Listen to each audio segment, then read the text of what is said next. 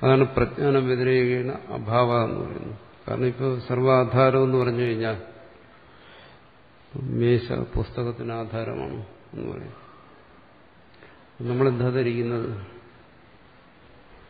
പുസ്തകത്തിൽ നിന്നും വേറിട്ടൊരു വസ്തുവാണ് മേശ. അങ്ങനെയല്ലേ ധരിക്കാൻ പറ്റും? രണ്ടും ഒന്നാവും. പുസ്തകത്തിൽ നിന്നും വേറെ, കാരണം അതിന് ആധാരമായിരിക്കും. ഇവിടെ രണ്ട് വേണം.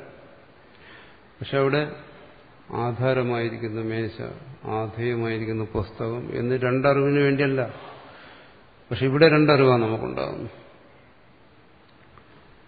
പുസ്തകത്തിന് ആധാരം മേശ എന്ന് പറഞ്ഞു കഴിഞ്ഞാൽ ആധാരമായ മേശ വേറെ, പുസ്തകം വേറെ, രണ്ടറിവുണ്ടാകും. അധിഷ്ഠാനം എന്ന് പറഞ്ഞാലും അതുപോലെ ഉണ്ടാകും. വ്യാപകം എന്ന് പറഞ്ഞാൽ പോലും അങ്ങനെ ഒരർത്ഥം ഉണ്ടാകും. പറയുന്നത് സർവത്ര വ്യാപിച്ചിരിക്കുന്നതാണ് പ്രജ്ഞാനം എന്ന് പറഞ്ഞാലും ഉടനെ പറയുന്നതാണ് ഏതുപോലെ എള്ളിൽ എണ്ണ വ്യാപിച്ചിരിക്കുന്നത് പോലെ എന്ന് മനസ്സിലാക്കുമ്പോൾ എന്താണ്? എള്ളെന്ന് പറയുന്ന ഒരു വസ്തുവുണ്ട്, അത് പിഴിഞ്ഞു കഴിഞ്ഞാൽ അതിൽ നിന്ന് എണ്ണ കിട്ടുന്നു. അപ്പോൾ അത് വേറിട്ടൊരു വസ്തുവാണ്, നമുക്കതിൽ നിന്ന് വേർപെടുത്തിയെടുക്കാൻ കഴിയും. അവിടെയും വരും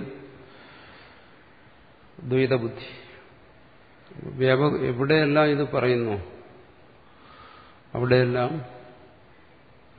ഈ ദ്വൈതബുദ്ധി വരും. ഒരാധാരം, ഒരാധേയം. അതുപോലെ സാക്ഷി എന്ന് പറയുന്നത്, സാക്ഷി എന്ന് പറയുന്നിടത്ത് ഈ തകരാറുണ്ട്. സാക്ഷി എന്ന് പറയുമ്പോൾ നമ്മൾ എന്താ ധരിക്കുന്നത്? രണ്ടുപേര് അടിപിടി കൂടി മൂന്നാമത്തവനാണ് സാക്ഷി. സാക്ഷി എന്ന് പറയുന്നത് എന്താണോ അവിടെ വിഷയമായിരിക്കുന്നത് ആ വിഷയത്തിൽ നിന്നും അന്യനായിരിക്കുന്നവനാണ് നമ്മൾ സാക്ഷി എന്ന് ധരിക്കുന്നത് ലൗകികമായ ഭാഷയിൽ. ഇതെല്ലാം ലൗകികമായ ഭാഷയാണ്. ആധാരം എന്ന് പറഞ്ഞാലും വ്യാപകം എന്ന് പറഞ്ഞാലും സാക്ഷി എന്ന് പറഞ്ഞാലും.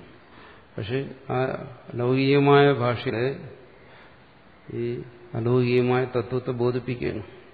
അപ്പം അതിൽ നിന്ന് വിടേണ്ടതിനൊക്കെ വിടണം, വിട്ടിട്ട് ഗ്രഹിക്കണം. ഈ ഭേദത്തെ എവിടെ വിടണം? ആധാരം, ബ്രഹ്മമാകുന്ന ആധാരത്തിൽ പ്രപഞ്ചമാകുന്ന ആധേയ വസ്തു ഇരിക്കുന്നു, അങ്ങനെ ധരിക്കരുത്. ഈ പ്രപഞ്ചമാകുന്ന ഈ ശബ്ദസ്പർശ രൂപരസഗന്ധങ്ങളിൽ അതിൽ എണ്ണിൽ എണ്ണ വ്യാപിച്ചിരിക്കുന്നത് പോലെ ഈ പ്രജ്ഞാനം വ്യാപിച്ചിരിക്കുന്നു, അങ്ങനെ ധരിക്കരുത്. എന്നുവെച്ചാൽ രണ്ടിനെയും അംഗീകരിച്ചു. ദ്വൈതബുദ്ധിയിൽ അത് ധരിക്കാൻ പാടില്ല. ഇതെല്ലാം അന്യദൃഷ്ടി പറയുന്നതാണ്. അതുപോലെ സാക്ഷി എന്ന് പറയുമ്പോൾ ഈ നാമരൂപാത്മകമായ പ്രപഞ്ചം, ഈ പ്രപഞ്ചത്തിന് സാക്ഷി ഇതിനെയൊക്കെ കണ്ടുകൊണ്ടിരിക്കുന്നവൻ, അവന്റെ ദൃശ്യമായ പ്രപഞ്ചം, അങ്ങനെ പറയാറുണ്ട്. പക്ഷെ അത് ദ്വൈതബുദ്ധിയിൽ ഗ്രഹിക്കുന്നതിന് വേണ്ടിയല്ല. അതുകൊണ്ടാണ് ഇത് പറയുന്നത് എന്താണ്? പ്രജ്ഞാന വ്യതിരേകേണ അഭാവ. പ്രജ്ഞാനത്തിൽ നിന്ന് വിട്ട് രണ്ടാമതൊന്നില്ല, പിന്നല്ലേ അത് ആധേയമാകും. പ്രജ്ഞാനം ഇതിന് ആധാരമെന്ന് പറയുമ്പോൾ ആ പ്രജ്ഞാനത്തിൽ നിന്ന് വേറിട്ട് ഇതിൽ മേശപ്പുറത്ത് പുസ്തകം ഇരിക്കുന്ന പോലെ ഇതിലിരിക്കാനൊരു സാധനമില്ല. അതാണ് പ്രജ്ഞാന വ്യതിരേകേണ അഭാവ. പ്രജ്ഞാനത്തിൽ നിന്നും വേറിട്ട് ഒന്ന് ഇല്ല. ഈ വ്യതിരേക ദൃഷ്ടി പറയുന്നത് അതുകൊണ്ടാണ്. പൂർണ്ണമായും അതാണ് ഭാഷകാരെ എപ്പോഴും പറയുന്നത്. എന്താണോ ഇതിന് നേതിനെ ബോധിപ്പിക്കാൻ പറ്റും, നേരിട്ട് ബോധിപ്പിക്കാൻ കഴിയില്ല.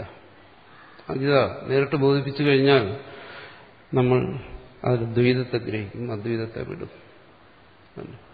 സർവ്വയോഗം എന്ന് പറയുന്നിടത്തും അങ്ങനെ തന്നെ കഴിയും.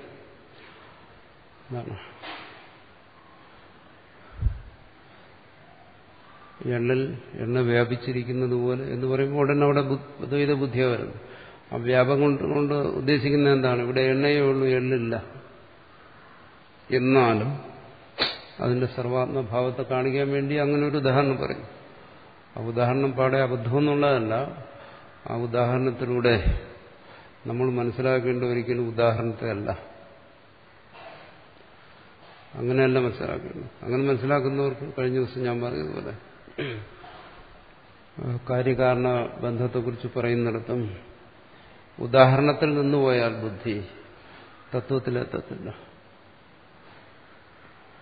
വസ്ത്രത്തെയും നൂലിനെയും ഉദാഹരണമായി പറയുന്നു. നൂലിന് വന്ന വിശേഷമായ ഒരു ആകാരമാണ് വസ്ത്രമെന്ന് പറയുന്നത്, ഒരു വിശേഷാകാരം. നൂലിലില്ലാത്ത എന്ന വസ്ത്രത്തിനുണ്ടത്. നൂലിൽ ഇതുപോലെയുള്ള പരപ്പും വീതിയൊന്നുമില്ല, പക്ഷെ വസ്ത്രത്തിലുണ്ട്. പക്ഷെ അതെന്താണ്? അങ്ങനെ ഒരു രൂപത്തിലിരിക്കുന്നു. ആ രൂപം എന്താ പറയുന്നത്? അത് പരമാർത്ഥമല്ല. അവിടെ പരമാർത്ഥത്തിലുള്ള രൂപം എന്താണ്? ആ നൂലിന്റെ രൂപമാണ്. ഇതല്ല പരമാർത്ഥം എന്ന് പറയുമ്പോൾ നൂലിന് രൂപമുള്ളതുപോലെ ഇനി ബ്രഹ്മത്തിന് രൂപമുണ്ടെന്നാണോ അർത്ഥം? അല്ല. ദൃഷ്ടാന്തത്തിലൂടെ ദൃഷ്ടാന്തത്തെ അല്ല മനസ്സിലാക്കേണ്ടെന്ന് പറഞ്ഞതാണ്.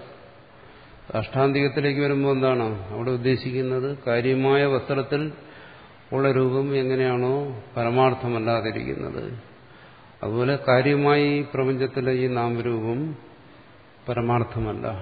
എങ്ങനെ പരമാർത്ഥമല്ല? പ്രജ്ഞാന വ്യതിരേകേണ അഭാവ. പ്രജ്ഞാനത്തിൽ നിന്നും വ്യതിരിക്തമായത് നിലനിൽക്കുന്നില്ല. ഇതുപോലെ സർവസാക്ഷി എന്ന് പറയുന്നത്. സർവസാക്ഷി എന്ന് പറഞ്ഞാൽ എന്താ അതിന്റെ അർത്ഥം? ഈ രണ്ടുപേരടി ഇടിവിടുമ്പോൾ അവിടെ സാക്ഷിയായിരിക്കുന്നു എന്നുള്ള അർത്ഥമാണോ? അല്ല. മറിച്ച് അവിടെ ആ സർവസാക്ഷിയായിരിക്കുന്നതിൽ നിന്ന് വേറിട്ട് സാക്ഷ്യമായി ഒന്നില്ല. അതാണ് അവിടെ പരമമായി ബോധിപ്പിക്കാൻ ശ്രമിക്കുന്നത്.